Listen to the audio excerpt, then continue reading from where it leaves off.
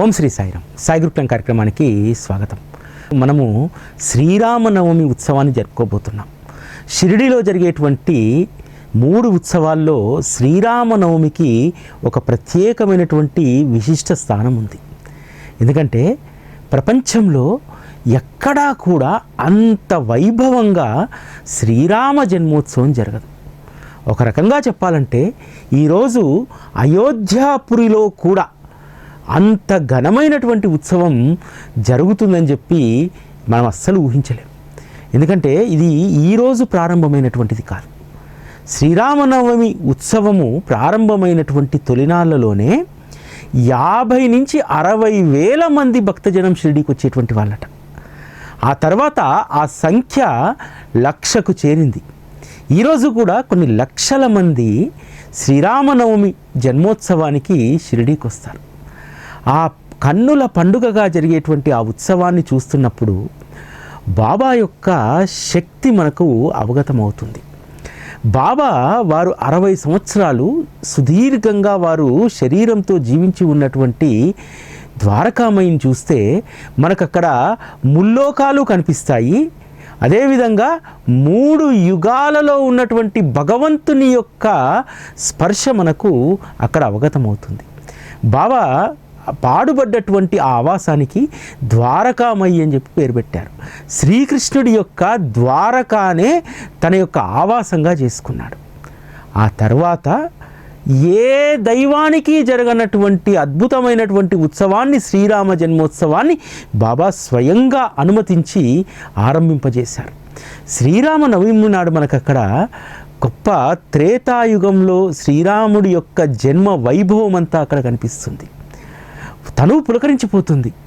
అయోధ్యలో శ్రీరామచంద్రమూర్తి జన్మించినటువంటి రోజు అసలు అయోధ్య నగరమంతా కూడా పులకరించిపోయిందంట.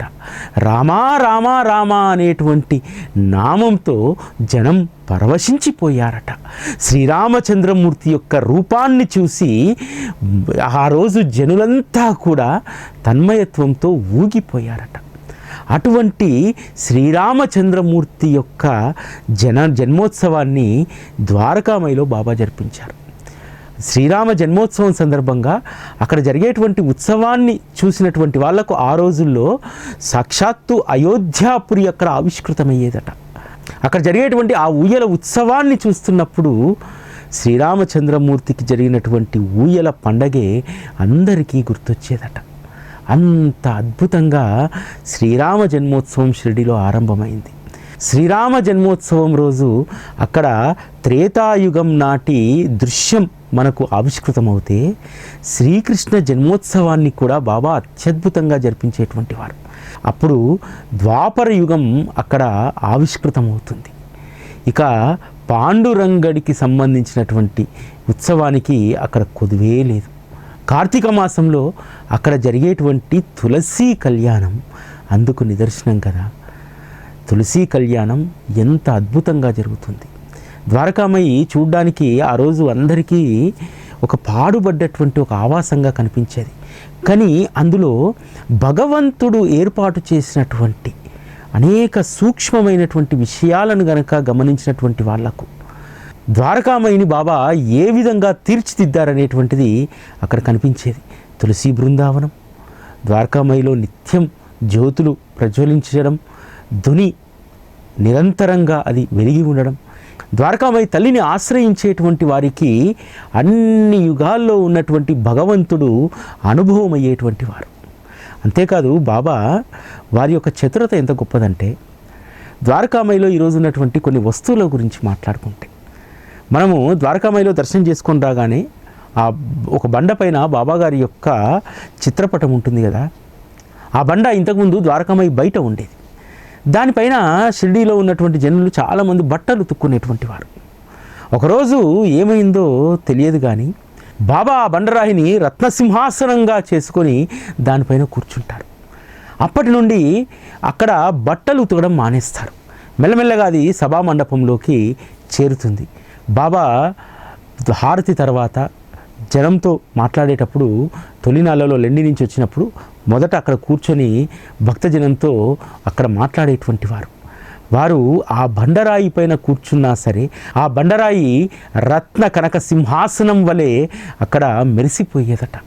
ఆ బండకు కొత్త శోభను తెచ్చాడు. మనం త్రేతాయుగంలో కూడా చదువుతాం కదా, రాముని పాదం తాకినటువంటి రాయి అహల్యగా మారిపోతుంది.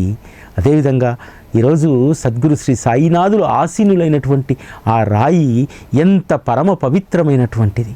మనకు పాండురంగ విఠలుడు యొక్క వృత్తాంతంలో కూడా మనం చదువుతాం కదా, భక్తుడి కోసము ఇటుక రాయి పైన నిలబడతాడు కదా. చాలా చిన్న చిన్న అంశాలు ఇవి, కానీ దాని వెనకాల గొప్ప అర్థం ఉంటుంది. బాబా ఒక బండరాయి పైన ప్రేమతో ఆసీనులైతేనే దానికి అంత విలువ వచ్చిందే. అటువంటిది మనల్ని హక్కున చేర్చుకుంటే మనకు ఎంత విలువ పెరుగుతుందో మనం గ్రహించాలి. చాలామంది మనం బాబాను ఆశ్రయించిన తర్వాత మనకు వచ్చినటువంటి విలువను, బాబా మనకిస్తున్నటువంటి ప్రేమ గౌరవాన్ని మనము ఏమాత్రం కూడా స్పృహతో దాన్ని అనుభవించాం. బాబా ఒడిలోకి వెళ్ళిన తర్వాత మన జీవితాలు మారిపోతాయి. అంతెందుకు, ఈరోజున్న సమాధి మందిరం ఉన్నటువంటి ప్రాంగణం అంతా కూడా చెత్తా చెదారం వేస్తూ ఉంటే బాబా దాన్ని శుభ్రపరిచి అక్కడ పూలతోటని పెంచలేదా?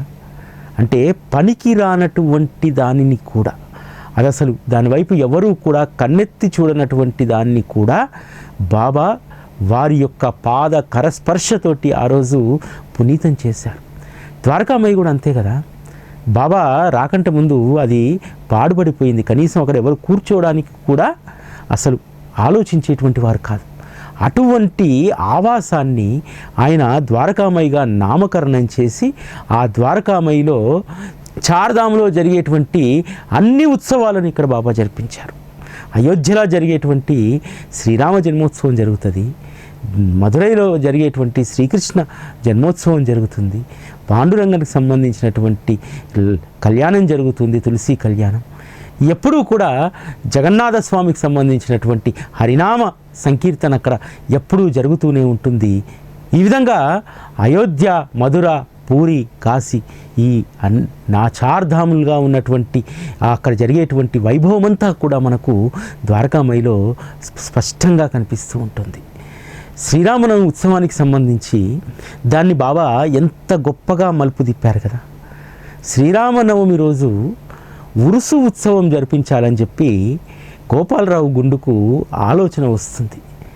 1887వ సంవత్సరం మొట్టమొదటిసారి శ్రీరామనవమి రోజు ఉరుసు ఉత్సవం జరుగుతుంది. కానీ బాబా మనస్సులో ఇంకోటి ఉంది.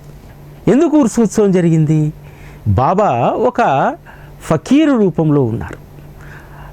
గోపాలరావు గుండుతో పాటు ఆ రోజు చాలామంది బాబాను ఆశ్రయించినటువంటి వారు అతి తక్కువ మంది బాబాను పరబ్రహ్మ స్వరూపునిగా భావించేవారు. కేవలం కోరికల కోసం వచ్చి వెళ్ళేటువంటి వారు ఏదో ఒక సాధారణమైనటువంటి సత్పురుషుని వద్దకు, అదేవిధంగా ఒక ముస్లిం ఫకీర్ వద్దకు వచ్చినటువంటి భావంతో వచ్చి వెళ్ళేటువంటి వారు. కాబట్టి మొదట వీళ్ళందరికీ ఉన్నటువంటి భావన ఏంది? 1887వ సంవత్సరం అంటే అప్పటికి ఇంకా బాబా యొక్క ఖ్యాతి ప్రపంచానికి తెలియనటువంటి రోజులు. అప్పటికి కాకాసాహెబ్ దీక్షిత్ లాంటి వాళ్ళు వీరెవరు కూడా బాబా దగ్గరికి ఇంకా రాలేదు. విద్యార్థులైనటువంటి భక్తులు బాబా దగ్గరికి 1905-6 తర్వాతనే రావడం జరిగింది. అందుకని బాబా ఒక మసీదులో ఉంటున్నారు కాబట్టి వారు ముస్లిం ఫకీరు. అందుకని వారి గౌరవార్థం ఉరుసు చేయాలి.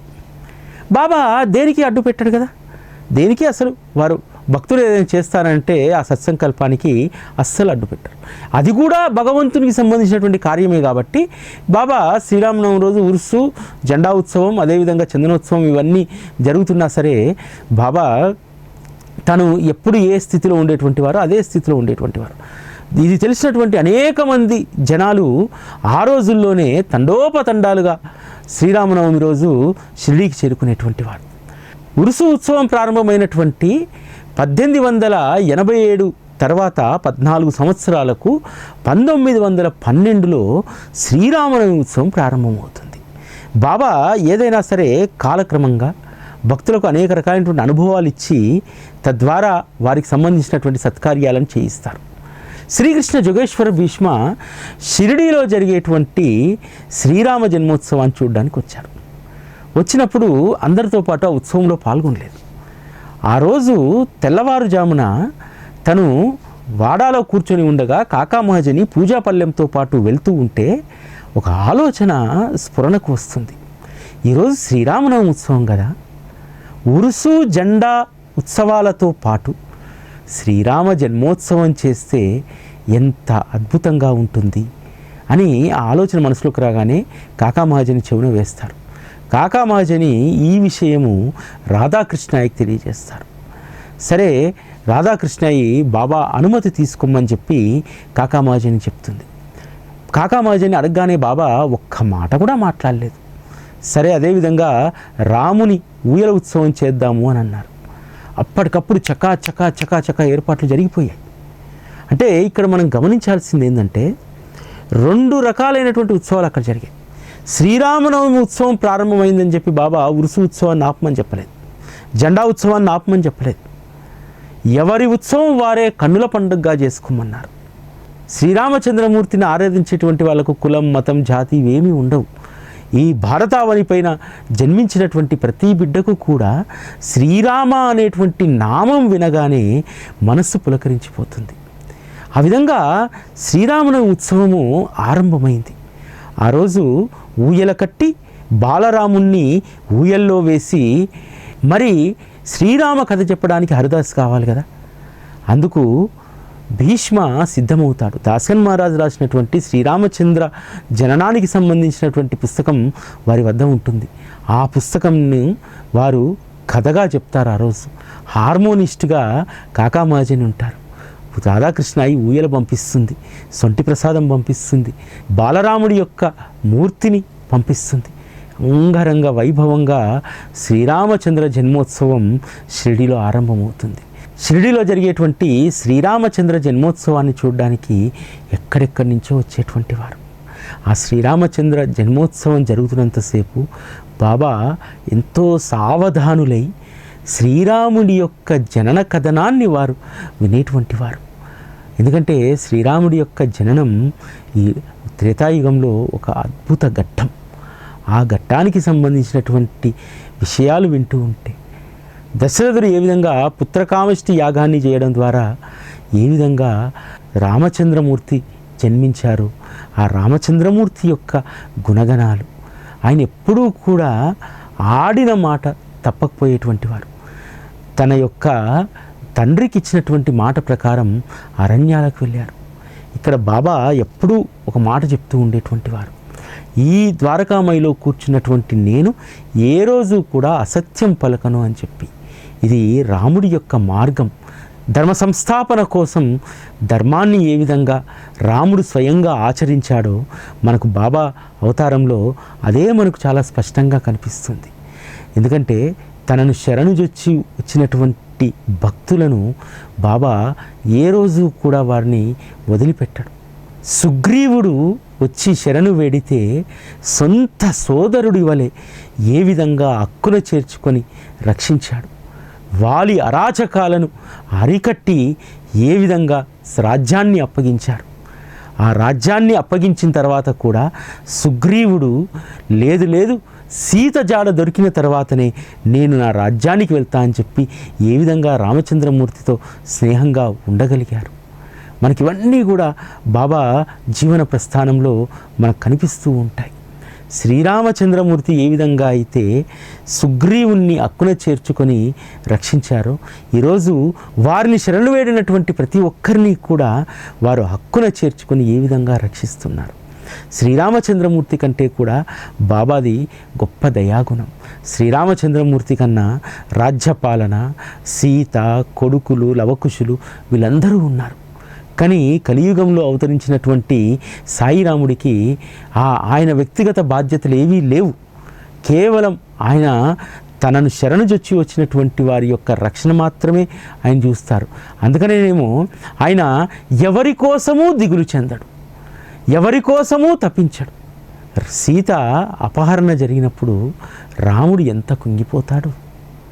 అదేవిధంగా సీతను చాకలి నిందకు బయటికి పంపించినప్పుడు ఏ విధంగా రాముడు నలిగిపోతాడు.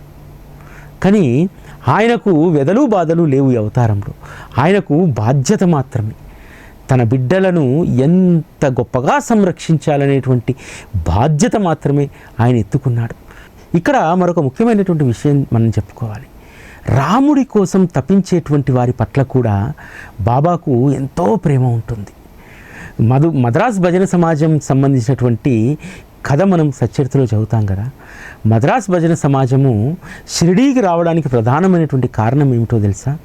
భర్తకు మాత్రం ఒక ఆశ ఉంది, అక్కడికి వెళ్తే గొప్పగా బాబా ధనం ఇస్తారని చెప్పి. కానీ బాబా ధనమనేటువంటి ఆశను ఆ భజన మండలి యజమానిలో చెలరేగించి ఆ భజన మండలి బృందాన్ని షిరిడీకి రప్పించుకున్నాడు. ఎవరి కోసం రప్పించుకున్నాడు? ఆ భజన మండలి యజమాని యొక్క భార్య. ఆమెకు రాముడంటే ఎంతో ఇష్టం. శ్రీరామచంద్రమూర్తి పైన అంత ప్రేమ కలిగినటువంటి ఆ తల్లికి శ్రీరామచంద్రమూర్తిని దర్శింపజేయడానికి బాబా ఆ భజన మండలిని షిరిడీకి రప్పించుకున్నారు. భజన మండలిలో అనేక మంది ఉన్నారు. ఈ భజన మండలి యజమాని ఉన్నాడు, అదేవిధంగా వారి మరదలు ఉంది, ఇతర ట్రూప్ అంతా కూడా ఉంది. కానీ ఎవరికీ కలగనటువంటి అనుభవము ఆ భజన మండలి యజమాని భార్యకు మాత్రమే దక్కింది కదా. ఒకరోజు బాబాను తీక్షణంగా చూస్తూ ఉండగా బాబా స్థానంలో శ్రీరామచంద్రమూర్తి ప్రకటితమైనటువంటి దృశ్యాన్ని ఆవిడ కల్లారా చూసింది కదా. ఎందుకంటే ఇన్ని సంవత్సరాలుగా శ్రీరామచంద్రమూర్తి యొక్క నామాన్ని స్మరిస్తున్న, రామారామ అనేటువంటి భజన చేస్తున్న, ఏ రోజు కలగనటువంటి గొప్ప అనుభవం శ్రీరామచంద్రమూర్తి సాక్షాత్కారం ద్వారకామయిలో కలిగింది కదా. ఇందుకోసం ఆ భజన మండలి యజమాని ఇక్కడికి రప్పించారు.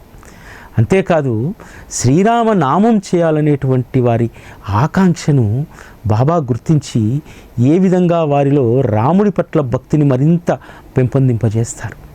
మనము హేమాడ్ పంత్కు సంబంధించినటువంటి ఒక సందర్భాన్ని సచ్చరితలో చదువుతాం కదా.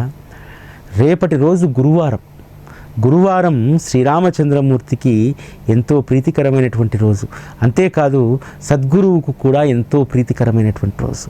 ఆ రోజంతా కూడా రామనామ స్మరణలో ఉండాలి. షిరిడీకి వచ్చిన తర్వాత కూడా ఇతరత్ర ధ్యాసలో ఉండడం సరైనటువంటిది కాదు. కనీసం రేపు ఒక్కరోజైనా శ్రీరాముడి యొక్క స్మరణలో మొత్తం ఆ రోజంతా గడపాలనుకుంటాడు. రాత్రి గట్టిగా సంకల్పం చేసుకొని పడుకుంటాడు. తెల్లారి కూడా లేస్తూనే రామనామమే గుర్తొస్తుంది. కాలకృత్యాలన్నీ తీర్చుకొని ద్వారకామయి వైపు వెళ్తూ ఉంటే దీక్షిత్వాడ దాటుతుండగా అద్భుతమైనటువంటి రామ కీర్తన వినిపిస్తుంది. ఔరంగాబాద్కర్కు అనేక గీతాలు వచ్చు, కానీ అదేదో తన కోసమే అన్నట్టు గొప్ప రామ వైభవ గీతం ఆయన ఆలపిస్తూ ఉన్నారు. అప్పుడు హేమాడ్ పంత్కు అర్థమవుతుంది, బాబా నా యొక్క సంకల్పాన్ని స్థిరపరచడానికి ఔరంగాబాద్కర్ మనస్సులోకి దూరి ఈ పాటను పాడిస్తున్నారని చెప్పి. ఎంత అద్భుతమైనటువంటి పాట! నాకు గురుకృప అనేటువంటి అంజనం దొరికింది. ఆ గురుకృప అనేటువంటి అంజనం ద్వారా నేను రాముణ్ణి చూడగలుగుతాను. అంటే గురుకృప ఉంటే భగవంతుడి యొక్క సాక్షాత్కారం ఏ విధంగా జరుగుతుంది. అంజనం అంటే తెలుసు కదా, ఇక్కడ కూర్చొని అంజనం వేస్తే ఏదో పోయినటువంటి వస్తువో లేకపోతే ఇతర దేనికోసం మనం అడుగుతూ ఉంటాం. గురుకృప అనేటువంటిది అంజనం లాంటిది. ఆ అంజనం మన చేతికి దొరికిందంటే ఆ అంజనం ద్వారా మనము భగవంతుణ్ణి చూడగలుగుతాము. గురుకృప అనేటువంటి అంజనం నాకు దొరికింది, ఇక నేను రాముణ్ణి చూడగలుగుతాను. రాముడు ఎంత గొప్పవాడు! శ్రీరామచంద్రమూర్తి ఇక్కడ అక్కడ అనేటువంటిది కాదు. శ్రీరామచంద్రమూర్తి బయట ఉంటాడు, మనస్సులో ఉంటాడు. వారు పూర్ణ కాముడు అనేటువంటి అద్భుతమైనటువంటి గీతం. ఇది మన సాయి టీవీలో కూడా 2 సంవత్సరాల క్రితం మనం అద్భుతంగా ఈ పాటను తెలుగులో ట్రాన్స్లేట్ చేసుకున్నాం.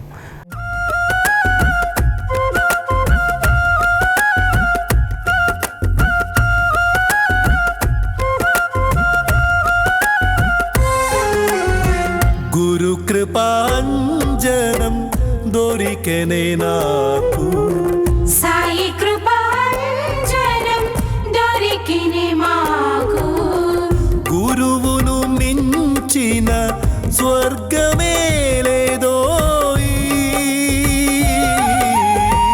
గురు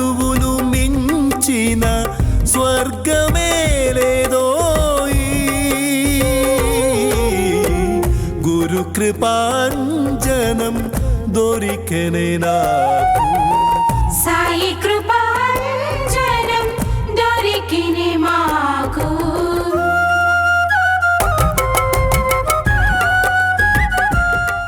ఈ లోకంలో ఎక్కడ చూసినా రామస్వరూపమే అనేటువంటి భావం ఆ కీర్తనలో ఉంటుంది. ఆ విధంగా హేమాడ్ పంతుకు శ్రీరామచంద్రమూర్తి పైన ఉన్నటువంటి భక్తిని స్థిరపరచడానికి అంత గొప్ప అనుభవాన్ని బాబా ఇచ్చారు. మదిలోన రామా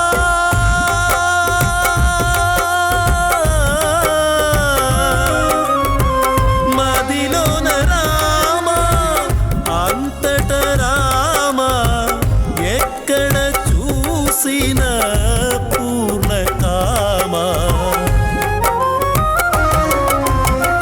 మదిలోన రామా అంతట రామా ఎక్కడ చూసిన పూర్ణకామా గురు కృపాంజనం దొరికెనే నాకు సాయి కృపాంజనం దొరికినే మాకు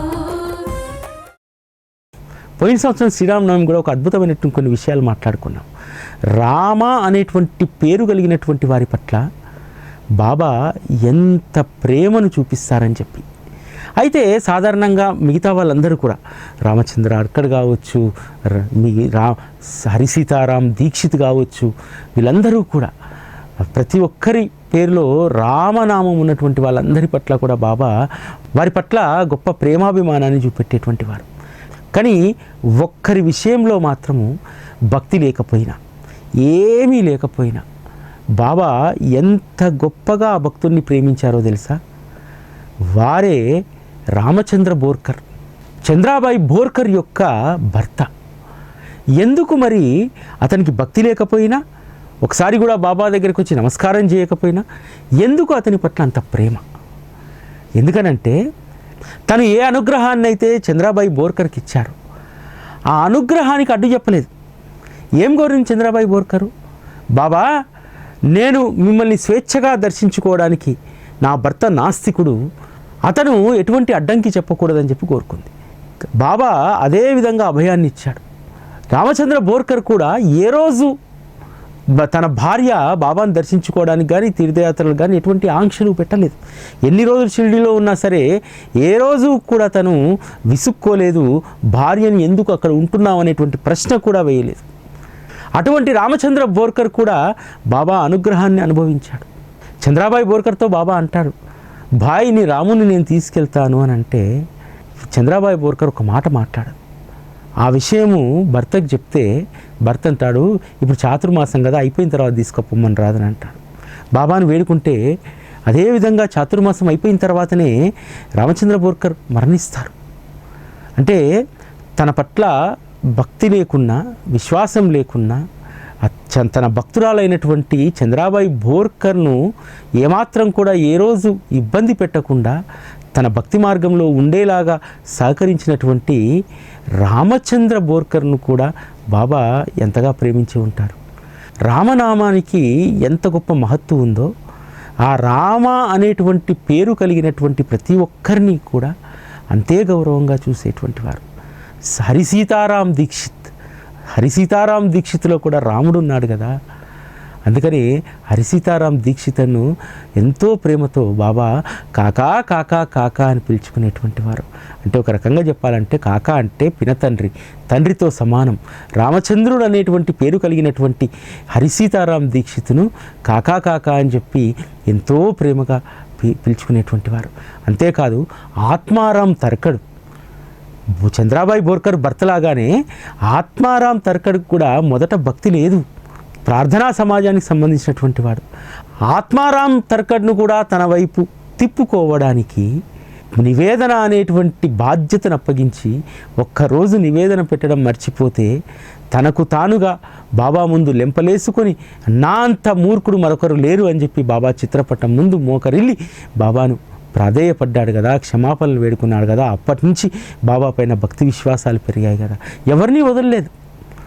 రామ అనేటువంటి నామం ఉన్నటువంటి వారిని ఎవరిని వదలలేదు.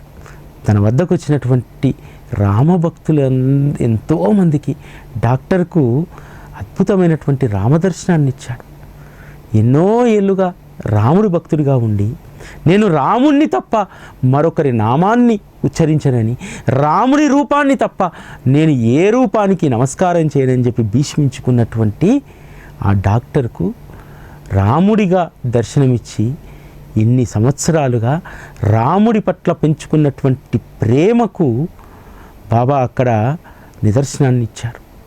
దీన్ని బట్టి మనం అర్థం చేసుకోవాల్సింది ఏంటంటే, శ్రీరామచంద్రమూర్తి ఏ విధంగా అయితే ధర్మ మార్గాన్ని అనుసరించారు, తనను ఆశ్రయించినటువంటి వాళ్ళందరినీ కూడా బాబా ధర్మ మార్గంలో పెట్టడానికి మనందరినీ కూడా ఒక ఉన్నతమైనటువంటి సంస్కారాలు కలిగినటువంటి శ్రీరామచంద్రమూర్తిలో ఉన్నటువంటి సంస్కారాల్లో ఏ కొద్దిపాటి సంస్కారాలో మనకు అలవడాలని చెప్పి ఎప్పుడూ ఆయన తప్పిస్తూ ఉంటాడు.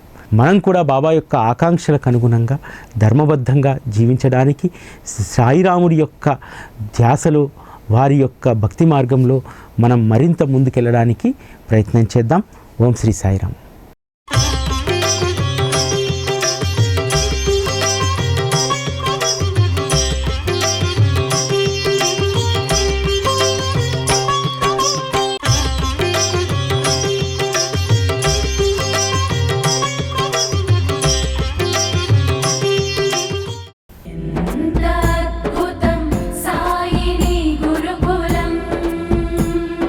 శిక్షణే తప్ప శిక్షలు లేని శరణాగతి సౌదం.